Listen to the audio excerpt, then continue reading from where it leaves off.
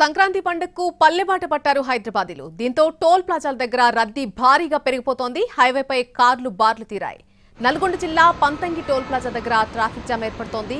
FASTag reading లో సాంకేతిక సమస్యలు రావడంతో ప్రయాణికులకు ఇబ్బందులు తప్పడం లేదు.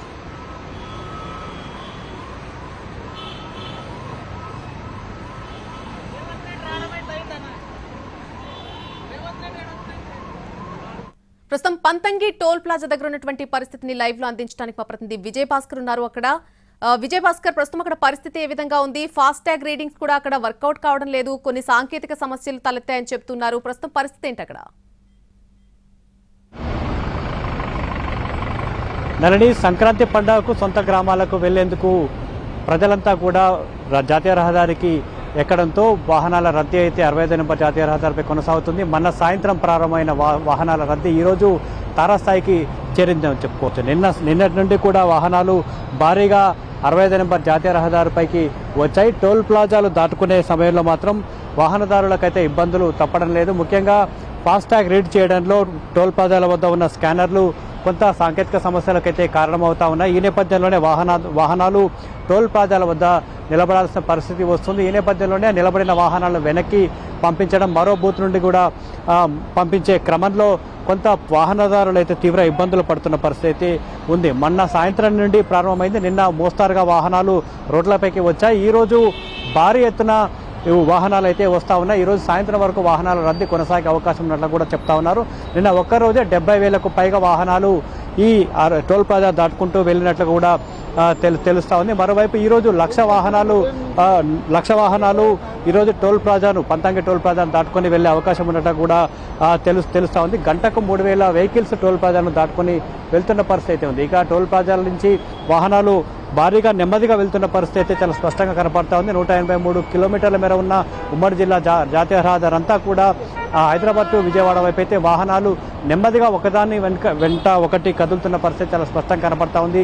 పలు చోట్ల వాహనదారులు ఎలాంటి సైన్స్ లేకుండా, ఎలాంటి ఇబ్బంది లేకుండా జాతీయ రహదారి వెంట వాహనాలు నిలిపివేయడంతో పలు చోట్ల ట్రాఫిక్ కూడా జామ్ అవుతుంది. ఈ నేపథ్యంలోనే పోలీస్ యంత్రాంగం కొంత నిర్లక్ష్యంగా వ్యవహరిస్తున్నట్లు వాహనదారులు వాపోతున్న పరిస్థితి ఉంది. ట్రాఫిక్ జామ్ అయ్యే ప్రాంతాలలో పోలీసులు కనిపించకపోవడం, టోల్ ప్లాజా నిర్వాహకులు ఎక్కడ కూడా ఆయా ప్రాంతాల్లో మానిటరింగ్ చేయకపోవడం వల్ల వాహనాలు అయితే నెమ్మదిగా వెళ్తూ ఉన్నాయి. ఎక్కడ పడితే అక్కడ జాతీయ రహదారి వెంట వాహనాలన్నీ కూడా పార్క్ చేయడం, ముఖ్యంగా దాబాలు, హోటల్స్ వద్ద హోటల్ నిర్వాహకులు కూడా రోడ్లపైనే వాహనాలు పార్కింగ్ పెట్టడంతో జాతీయ రహదారి వెంట ప్రయాణిస్తున్న వాహనదారులకైతే ఇబ్బందులు అయితే తప్పడం లేదు.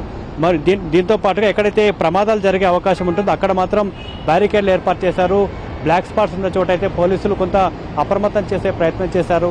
కొన్ని మండల కేంద్రాల గుండా జాతీయ రహదారి వెళ్తుంది. అక్కడ ప్రజలు ఇబ్బంది పడకుండా, ఇటు వాహనదారులు ఇబ్బంది పడకుండా పూర్తి స్థాయిలో ఏర్పాట్లు చేసిన పరిస్థితి ఉంది. మొత్తంగా పండగను ఇంటి దగ్గర జరుపుకోవడానికి, తన సమీప బంధువుల వద్ద జరుపుకోవడానికి వెళ్తున్న వాహనదారులకు ఇటు టోల్ ప్లాజాల వద్ద కావచ్చు, కొన్ని చోట్ల పోలీసుల నిర్లక్ష్యం వల్ల అయితే కొంత స్లోగా వాహనాలు వెళ్తున్న పరిస్థితి చాలా స్పష్టంగా కనపడతా ఉంది. ఈ రోజు మధ్యాహ్నం వరకు ప్రతిసారి కూడా ఈ రకమైనటువంటి పరిస్థితి మనకు కనిపిస్తూ ఉంటుంది. ఇందుకని ముందు జాగ్రత్త చర్యలు తీసుకోలేదు. అటు టోల్ ప్లాజా నిర్వాహకులు కావచ్చు, ఇటు పోలీసులు కావచ్చు, ఇందుకు ముందు జాగ్రత్త చర్యలకు పాల్పడలేదు అసలు.